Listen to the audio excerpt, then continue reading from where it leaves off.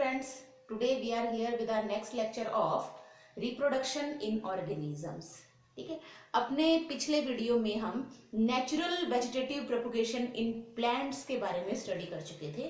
Today we are talking about artificial vegetative propagation in plants. Artificial, as the name indicates, artificial means man-made. Artificial vegetative propagation. ठीक है, human beings के द्वारा करवाया जाने वाला ये मेथड है जिसमें हम अपने हिसाब से अपने डिजायर्ड कैरेक्टर्स के साथ प्लांट्स को ग्रो करवाते हैं. ठीक है, इसमें डिफरेंट मेथड्स हैं. First method is called as cutting. Cutting में एक्चुअली हम करते क्या है, एक प्लांट का स्टेम जिसमें 2 to 3 इंटरनोड्स प्रेजेंट हो. ठीक है, ये एक प्लांट का स्टेम है, ये इसमें इंटरनोड्स प्रेजेंट है. इसके लोअर पार्ट को हम इस तरह से स्लैंटली कट करते हैं.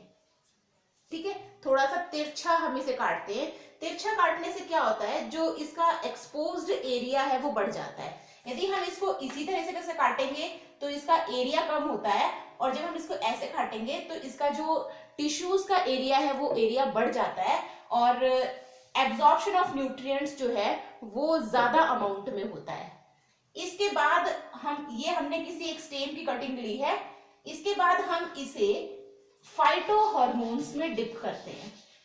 Phyto hormones means plant hormones responsible for the growth of plants.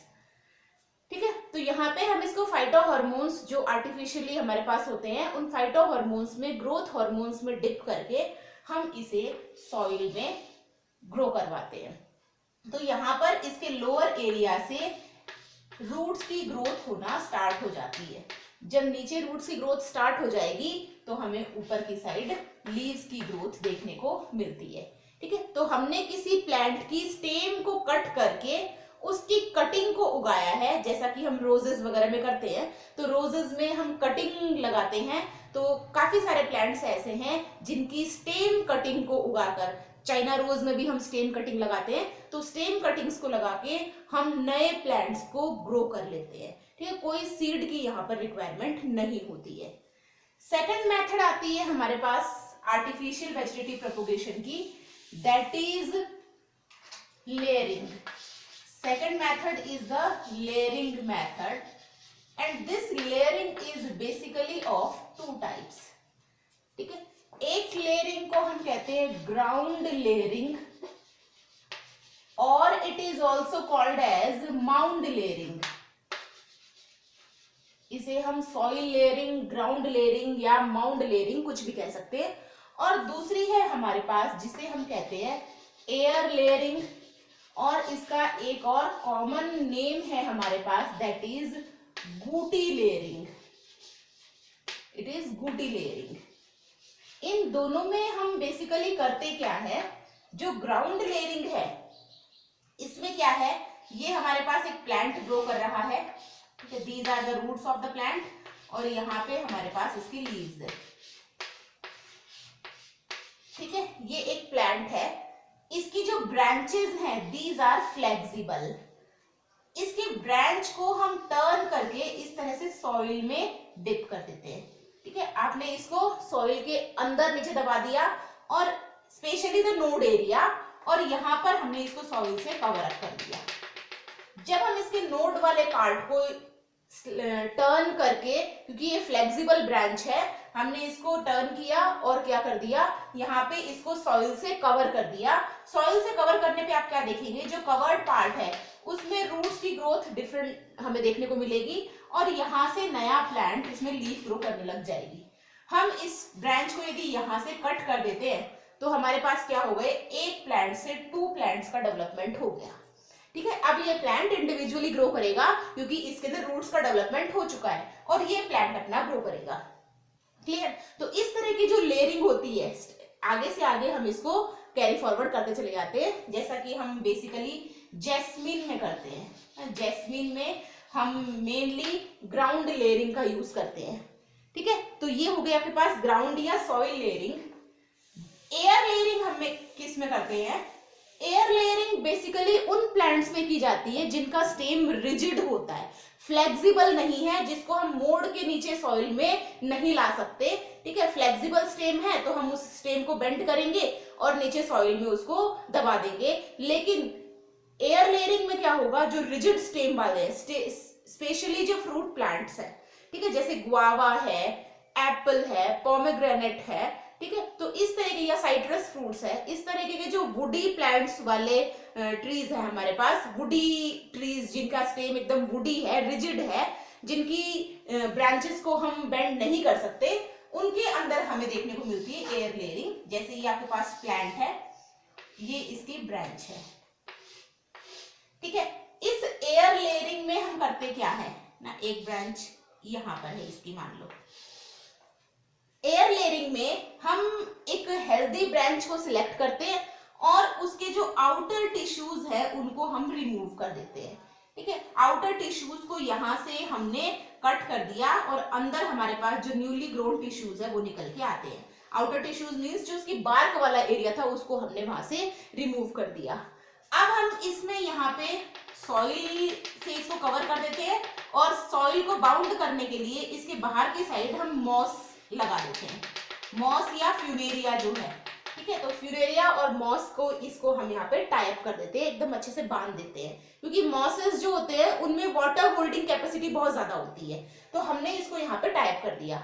इसको हम टाइम टू टाइम वाटरिंग करते रहते हैं ताकि मॉस जो है वो लंबे टाइम तक वाटर को एब्जॉर्ब करके रखे। इसके लिए हम करते क्या है, इसके जस्ट ऑपोजिट जो ऊपर ब्रांच होती है इस पे एक वाटर सोर्स लगा देते हैं। एक वाटर का सोर्स हमने यहाँ पे टाई कर दिया। यहां से इस वाटर के सोर्स पे यहाँ पे एक हमने होल बना दिया। इस होल में एक जूट की जो थ्रेड है, जिसे हम जूट की रस्सी कहते हैं, तो जूट की रस्सी इसमें से हमने डाल दी और इसके ऊपर इसको बांध दिया। अब धीरे धीरे इस जूट की रस्सी से वाटर ड्रॉप बाय ड्रॉप इसमें आता रहेगा और ये मॉस क्या है, लगातार धीरे धीरे गीला बना रहेगा, इसमें वाटर प्रेजेंट रहेगा। आप कुछ टाइम बाद क्या देखते हैं, ऑलमोस्ट 1 to 2 मंथ के बाद हम क्या देखेंगे, इसके अंदर मॉसेस में से हमें रूट्स ग्रो करते हुए दिखाई देती है। जब इसमें रूट्स आना शुरू हो गई है, ऊपर इसमें लीव्स भी आना स्टार्ट हो जाएगी। उसके बाद हम इस ब्रांच को यहाँ से कट करते हैं और सॉइल में उगा देते हैं। तो आपके पास क्या बन गया, एक ट्री से हमने दूसरे प्लांट का डेवलपमेंट कर लिया, ठीक है। इस तरह की लेयरिंग को हम कहते हैं एयर लेयरिंग। यहाँ पे आपने ग्राउंड में या सॉइल में इस प्लांट को डेवलप नहीं किया है, ठीक है। जो एयर में ब्रांच थी उसी ब्रांच पे आपने नया प्लांट डेवलप किया है, तो इसलिए इसे हम कहते हैं एयर लेयरिंग या इसे हम गुटी लेयरिंग भी कहते हैं। इसके बाद जो नेक्स्ट मेथड है आर्टिफिशियल वेजिटेटिव प्रोपोगेशन की, that is the important method called as grafting, ठीक है। Third method it is grafting. Grafting की टेक्निक में हम दो अलग अलग प्लांट्स को यूज करते हैं, ठीक है। एक्सेप्ट ग्राफ्टिंग, जितनी भी वेजिटेटिव प्रोपोगेशन की मेथड्स हैं, चाहे वो नेचुरल है चाहे वो आर्टिफिशियल है, इनमें जो न्यू प्लांट डेवलप होगा वो एग्जैक्टली पेरेंट प्लांट की कॉपी होगा, क्योंकि वहां पर आपने जो पेरेंट प्लांट है उस पेरेंट प्लांट के ही डिफरेंट पार्ट्स को यूज करते हुए नए प्लांट का डेवलपमेंट किया है। लेकिन ग्राफ्टिंग में हम 2 डिफरेंट प्लांट्स को लेते हैं ना। फॉर एग्जांपल हम रोजेस जो है उन रोजेस में ग्राफ्टिंग करते हैं। तो रोजेस की 2 वेराइटीज हमारे पास हैं। एक वेराइटी वाइल्ड वेराइटी है जो कि डिजीज रेजिस्टेंट है और लेस वाटर में भी सर्वाइव कर जाती है, ठीक है। तो एक रेजिस्टेंट वेराइटी है लेकिन उसके फ्लावर की क्वालिटी बहुत अच्छी नहीं है, मतलब उसके फूल जो है वो बहुत सुंदर नहीं आते हैं। और एक दूसरी वेराइटी है हमारे पास जिसकी फ्लावर क्वालिटी बहुत अच्छी है ना, ऑर्नामेंटल फ्लावर्स उस पे आते हैं, बट वो रेजिस्टेंट वेराइटी नहीं है। तो हम इन दोनों वेराइटीज को आपस में ग्राफ्ट कर देते हैं, एक वेराइटी जो रेजिस्टेंट है और दूसरी वेराइटी जिसके फ्लावर्स ऑर्नामेंटल है, ठीक है। तो हम इन दोनों को ग्राफ्ट करते हैं।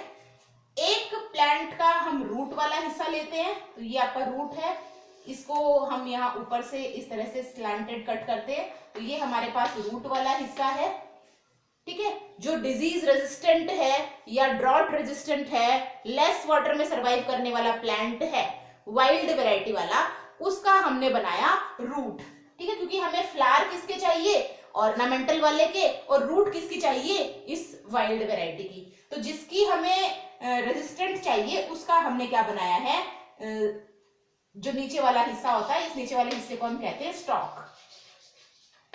ठीक है, ये हमारे पास ग्राउंड है, इसमें आपने इसको लगा दिया, और इसके ऊपर इसी तरह से स्लांटली कट करके हम दूसरा प्लांट लगाते हैं जिसके फ्लावर्स हमें चाहिए।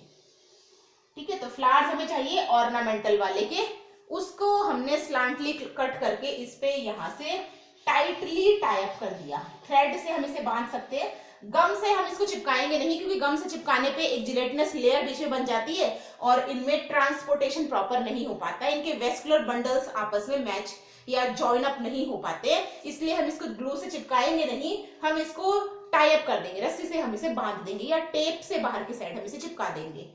ठीक है, जो ऊपर वाला हिस्सा हमने चिपकाया है दैट इज कॉल्ड एज स्कियोन, और नीचे वाला हिस्सा है हमारे पास स्टॉक। अब इस प्लांट का डेवलपमेंट स्टार्ट हो जाएगा, इस पे नई लीव्स आना शुरू हो जाएंगी, नए फ्लावर्स आना शुरू हो जाएंगे। तो ये प्लांट, इसकी रूट थी वाइल्ड वैरायटी की जो कि रेजिस्टेंट वैरायटी है, और जिसपे फ्लावर्स आएंगे वो कौन से आएंगे, ऑर्नामेंटल वाले। ठीक है, तो जो डिजायर्ड कैरेक्टर्स हम चाहते थे हमारे रोज के प्लांट में, वो कैरेक्टर्स हम इसमें इंट्रोड्यूस कर सकते हैं। क्लियर? ये टाइप की जो ग्राफ्टिंग है, डिफरेंट टाइप की ग्राफ्टिंग हमारे पास होती है, इसे हम कहते हैं टंग ग्राफ्टिंग। ठीक है, तो ये है आपके पास टंग ग्राफ्टिंग।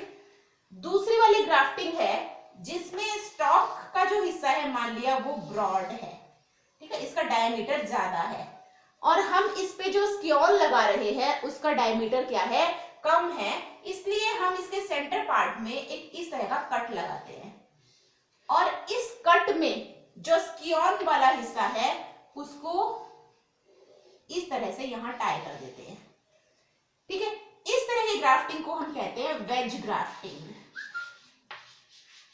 क्लियर? तो वेज ग्राफ्टिंग हम उसमें यूज करते हैं जहां स्टॉक वाला पार्ट कैसा होता है, थिक, ज्यादा डायमीटर वाला होता है, और स्कियोन वाला पार्ट है जिसका डायमीटर कम होता है, तो हम इस तरह से एक वेज उसमें बनाते हैं और उस वेज के अंदर क्या करते हैं, स्कियोन को ग्राफ्ट कर देते हैं। थर्ड टाइप ऑफ ग्राफ्टिंग जो है वो हम उन प्लांट्स में ज्यादा करते हैं जिनका स्टॉक बहुत ज्यादा थिक है। बहुत ज्यादा थिक स्टॉक वाला हमारे पास ये स्टेम है, हम इसके ऊपर कई सारे स्कियोन्स को ग्राफ्ट कर सकते हैं, क्योंकि इसका स्टॉक क्या है, बहुत ज्यादा डायमीटर वाला है। तो कई सारे स्कियोन आपने इस पे ग्राफ्ट कर दिए, इस तरह की ग्राफ्टिंग को हम कहते हैं क्राउन ग्राफ्टिंग। ठीक है, एक और टाइप की ग्राफ्टिंग हमारे पास है जिसको हम कहते हैं बड ग्राफ्टिंग। बड ग्राफ्टिंग में क्या होता है, हम किसी स्टॉक वाले स्टेम पे दूसरे प्लांट की बर्ड्स को ग्राफ्ट कर देते हैं। यहाँ पे हमने क्या कर दी, जो ग्रोइंग बर्ड है उस ग्रोइंग बर्ड को आपने ग्राफ्ट कर दिया, ये भी हमें नए प्लांट का डेवलपमेंट करवा देगी। तो इस तरीके से हमारे पास क्या हो गए, डिफरेंट टाइप्स की ग्राफ्टिंग।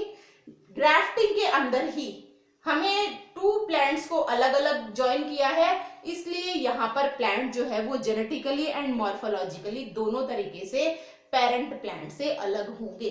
इसके अलावा जितने भी प्रोपगेशन की मेथड्स हैं सब में हमें पेरेंट प्लांट के एग्जैक्टली आइडेंटिकल प्लांट्स देखने को मिलते हैं। इनके अलावा एक और मेथड है हमारे पास आर्टिफिशियल वेजिटेटिव प्रोपगेशन की, that is called as, this is fourth number, that is called as micro propagation, or it is also called as tissue culture. Micro propagation और tissue culture, इसमें हम क्या करते हैं, इसमें बेसिकली हम प्लांट के जो ग्रोइंग टिश्यूज है, ग्रोइंग टिश्यूज कौन से प्लांट के, they are the meristematic tissues.